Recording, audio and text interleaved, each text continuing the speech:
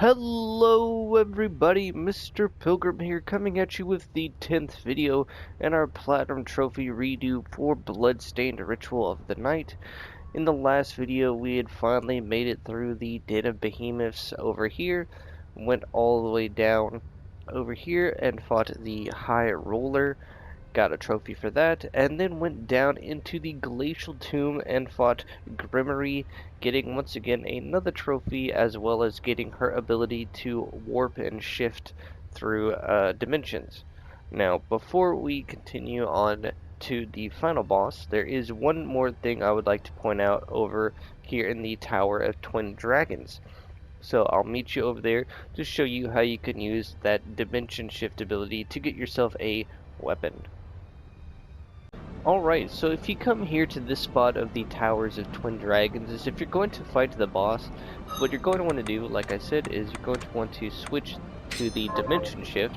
You'll then see that you can warp it down here, and as you'll see right here in the middle, you can find the Valkyrie Sword. Pretty cool item, I do say. It's really good in terms of damage. As you can see, it's fairly quick.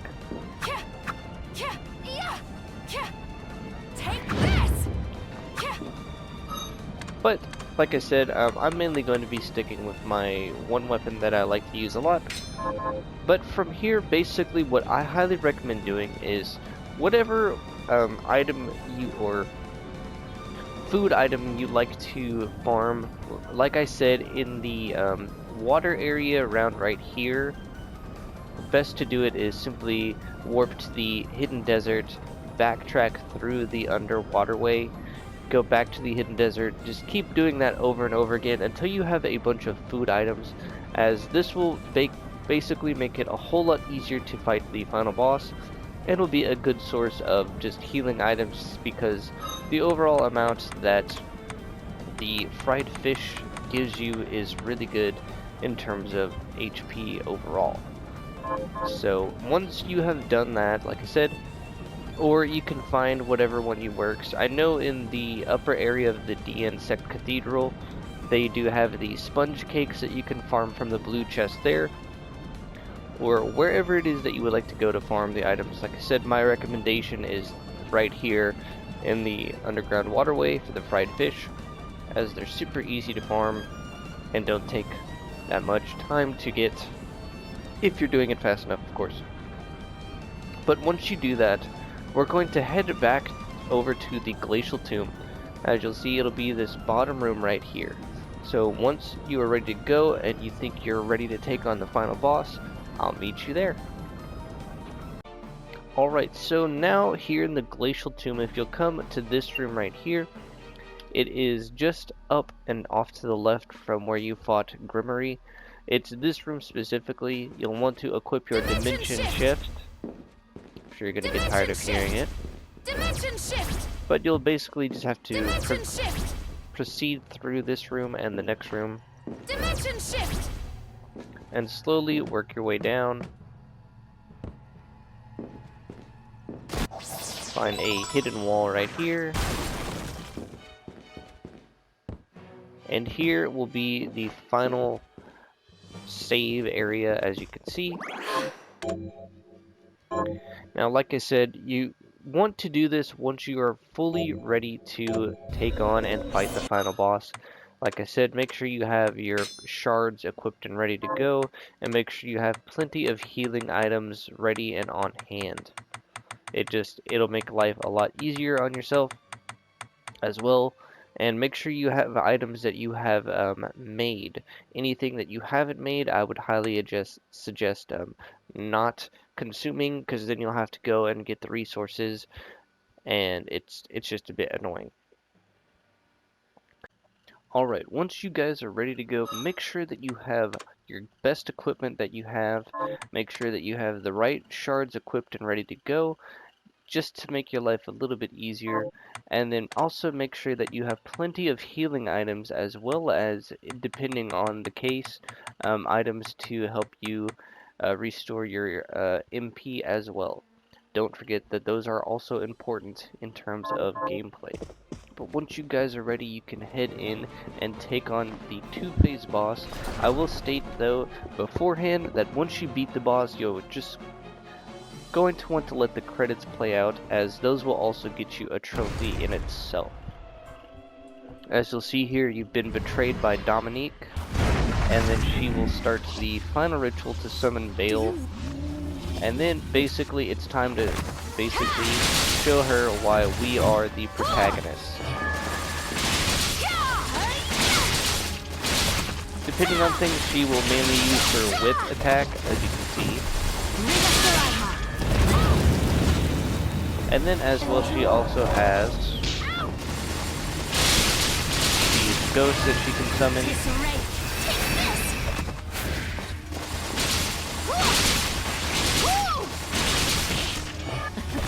Be careful, as she also does melee attacks. As you can see, being too close to her will cause her to use them.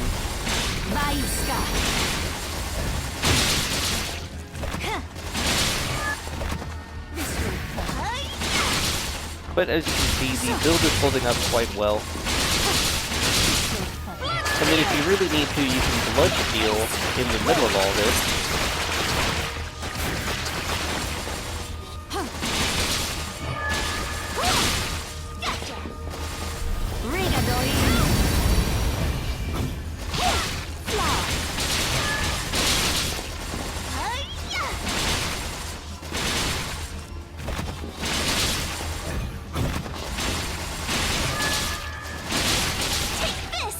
As you'll see, once you get more used to how she fights, it becomes really easy.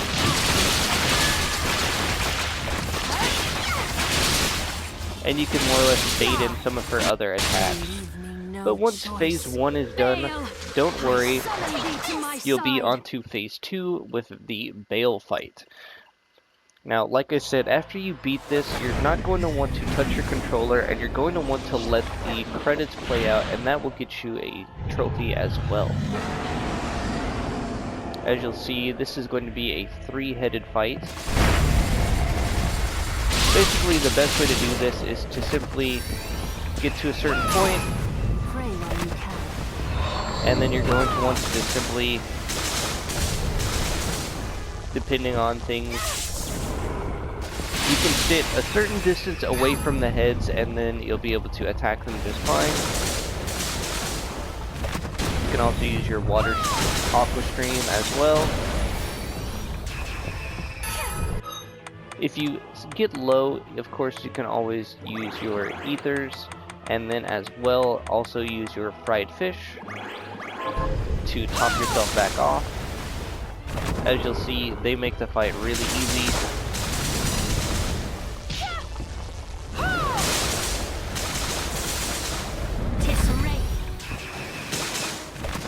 Eventually the heads will stop, and then depending on how they're lined up will determine a couple of things.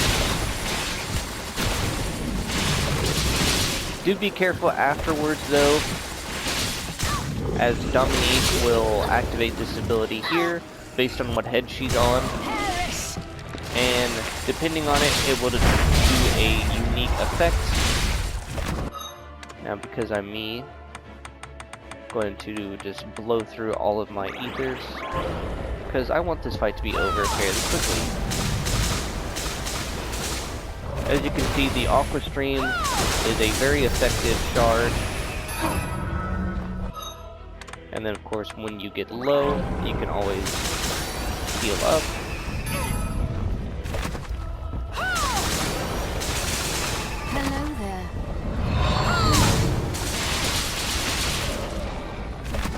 As you'll see though, you can get a distance away from the head and then go to town.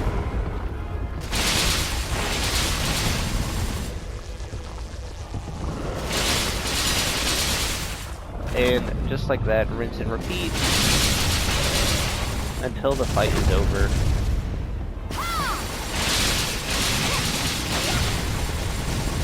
When the red head is on the top, do be careful, as he will spew out chunks of rock, and then with the cat being on the left, it will do a sonar attack, so do be careful of that.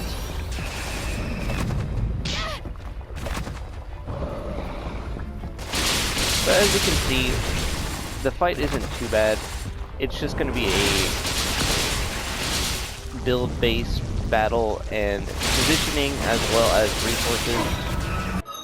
As you can see, when I get low, all I do is pop 1 or 2 of the fried fish. It really just depends. As long as you're consistently moving and not trying to stay in the same spot, you won't get hit too much. Some attacks, you'll probably just be unfortunate like what just happened, and your positioning will just be used to taking some damage. As long as it doesn't happen too often, you should be okay.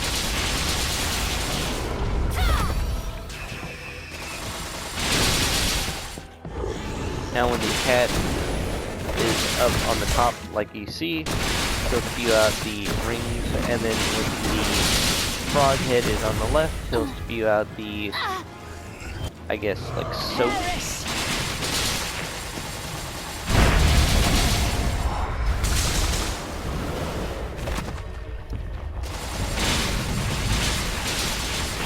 But as you can see, the fight isn't too bad overall.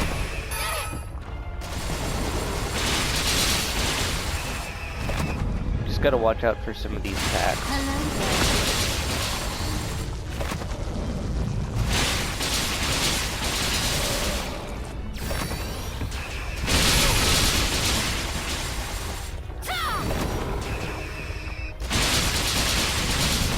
As you'll see, it'll just take a bit of time.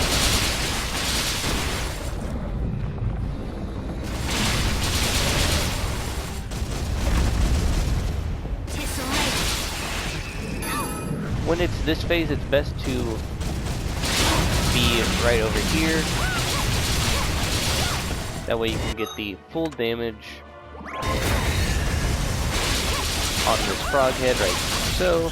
I give you death!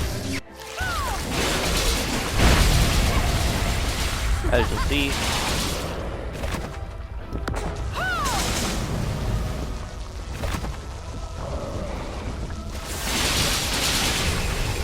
sometimes you don't even have to avoid the beam attack.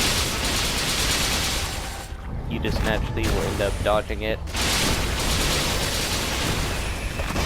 Other times you'll kind of just get caught in between.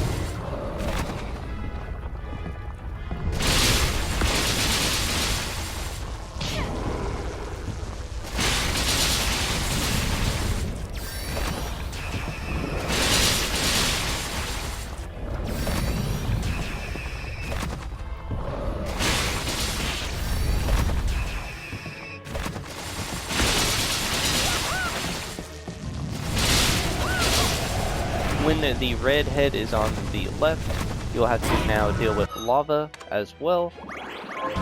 So do keep that in mind. You leave me no choice. It is definitely probably the worst combo of the heads to get.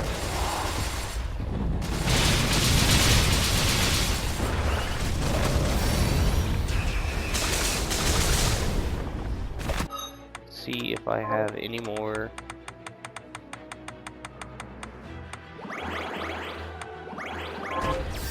Well, might as well use what we got.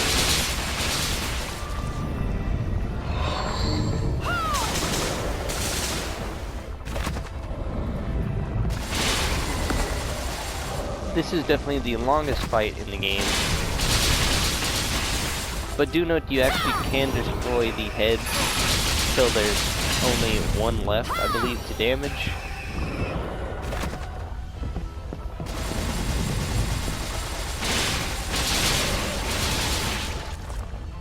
As you'll see,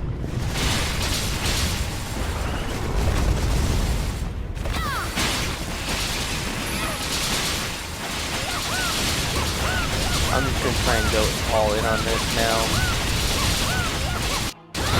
And just like that, we will have defeated Bael and Dominique. Like I said, it's a long fight. It's really just dependent on your build. But as I said, don't skip any of the important cutscenes or anything like that. You'll just want to let them play out, of course. And I'm going to see you once it's all said and done, because I already have the trophy, of course. But afterwards, you will get the trophy. It's a secret trophy to thank you for playing the game, pretty much. You can skip. Could have done. Wait. You could just mash through the Before dialogue now, just the to be right safe, instead of just skipping the scenes, of course. And that will save you on the time. But that is going to do it for that fight and the true ending of the game. Alright, so once you guys have gone through and watched all of the credits, like I said, you'll want to make sure you do that, otherwise you will miss out on a hidden trophy, and you'll have to start a whole brand new save, and that is just very annoying and frustrating to deal with. But once you do that, you'll now be set into more of a new game mode, as you'll now have full access to every map and area in the game, and all you'll have to do is go and get the rest of the map, the rest of the shards, and you will need to completely fill out the archives. So your demons, items, quests are like the main things that you'll need. Like I said before, originally you also need to master one of the techniques as well. That will get you a trophy if you haven't already done so.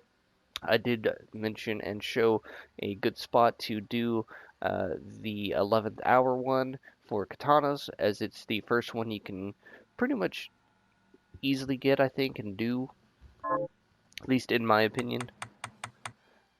Demons, there are also going to be some that you'll need to find and fight. That will more or less be in the cleanup video, going over some of them, and I will leave links to the wiki and other things to help you guys out as well. So do keep that in mind. I do know that this video was kind of short, as it was mainly only just the one boss and the true ending of the game, of course. But I hope you'll forgive me for that, as I was wanting to save the last and final video for the full cleanup of everything in the game. Now, saying that is, it's going to be a lot of time and effort committed to getting the remaining trophies and cleaning up the rest of the game. But pretty much the last trophies that you should have to do are just going to be related to getting 100% in the game, archives and all of that, as it is quite a lot, as you will have to make everything in the game. So you'll need to make all the potions. Like, you'll be able to go through and this whole list will be fully cleared out. So do keep that in mind. It is, trust me, it is a lot of stuff to make, and it is a lot of things to have to find and do. You'll also need to, like I said, you'll need to get everything in the game, as there's quite a lot of stuff to find as well. So be prepared for a massive grind. But as always, this has been Mr. Pilgrim. I do hope that these videos and guides have been helpful and informative in any way, shape, or form. As always, I will see you in the last and final video for Bloodstained Ritual of the Night's Platinum Trophy redo. This has been Mr. Pilgrim.